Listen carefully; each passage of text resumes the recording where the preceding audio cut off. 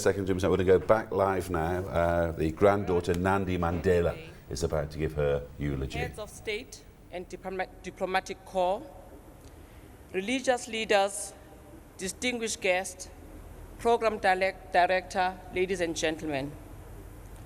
I stand here today and I am humbled to be the one representing all of Tatomkhulu's children, grandchildren, and great-grandchildren.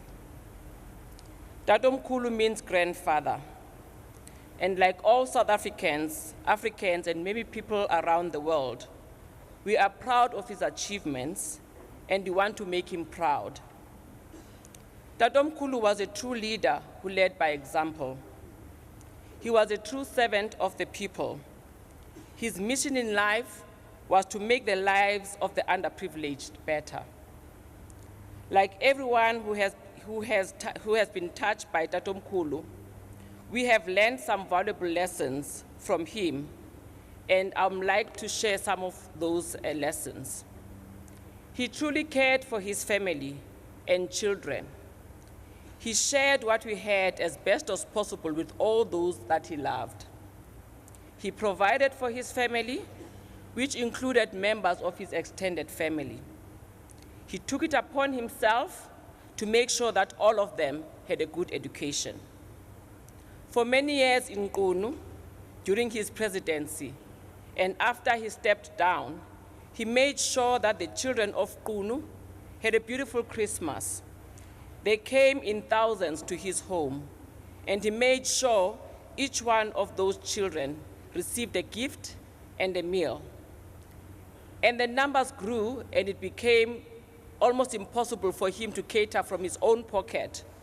Businesses around Umtata and the Eastern Cape contributed food and gifts. His own gesture of kindness made all those around him want to also do good. That's the lesson he has taught us. We also want to do good because we have seen him leading by example and doing good. He commanded respect. When Chris Hani was assassinated in April of 1993, the country was on a knife's edge and could have easily slid into a civil war. He pleaded with the country, black and white, to remain calm, and the people listened because they respected him. He was truly humble and remained accountable throughout his life. This made it possible for him to make other people accountable. During his presidency, Mr. Louis Late took him to court. There was no need for him to do this or subject himself to this, but he was prepared to be subjected to the rule of law. This provided us with two lessons, a lesson in humility and a lesson in accountability. People always talk about his achievement and his serious side. Tatomkhulu was a lot of fun to be around, and he was a great storyteller. He had a great sense of humor. During the past year, we truly missed hearing his voice. At dinner, he liked telling stories about his childhood, and he preferred the one where he would poke fun at himself. One of his favorite stories was of him chasing a piece of chicken with a fork at a dinner table with the family of a girl that he wanted as his girlfriend. He would say, and you've heard this story many a times, "Gee whiz, man, every time I stabbed the chicken, it jumped." And I was sweating and embarrassed because I wanted to impress this young girl. He laughed heartily as he reminisced about his youthful days. Another side of Tatomkhulu that most people do not know about is his mischief. One story comes to mind. We were in Maputo for Gracina's wedding. We were sitting at a patio waiting for lunch to be served. In came a young lady, one of Josina's friends, with a mischievous smile and a twinkle in his eyes.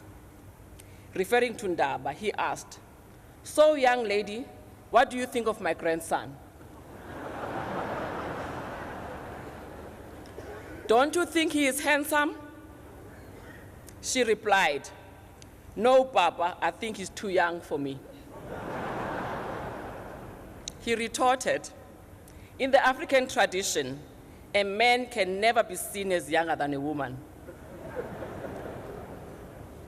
He was also a very strict grandfather. He made my younger cousins, Muso and Daba, pick up clothes after they've finished preparing for school or for bed. He was a disciplinarian who prepared us to be better people in our lives, with or without him. Tatomkhulu cared immensely for the less privileged. He was driven by common decency. He set up the Children's Foundation so that his legacy of caring for the future of our country can continue. He encouraged captains of industry to build schools and clinics throughout rural areas of South Africa. He recognized, he embraced, he celebrated humanity in every single person that he encountered. At a formal dinner hosted by businesses, he stunned his hosts when he requested to greet the staff who prepared the food for the banquet. Everything had to stop. He was escorted to the kitchen and he shook the hands of all staff members. That's the humility of a man that we see lying in front of us.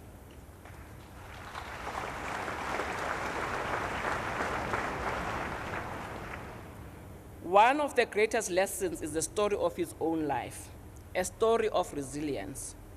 Besides his political career, which does not need to be retold, here lies a world-renowned leader, a son of Africa, who grew up from these rolling hills and the rural areas of Umvezo and later Qunu. He went to school barefoot, and yet he rose to the highest office of the land.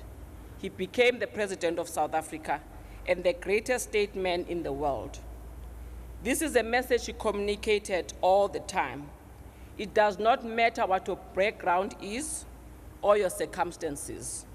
It is within each of us to achieve anything we want in life.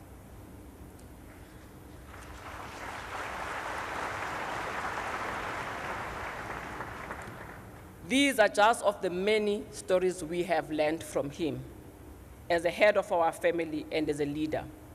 We shall miss you, Tatomkhulu. We shall miss your stern voice when you were not pleased with our behavior. We shall miss your voice as you told us stories of your childhood. We shall miss your laughter. We'll carry lessons you taught us throughout our lives as we make you proud. As South Africans, we must stop pointing fingers, but rather we must live by example as you did and do something positive for South Africa.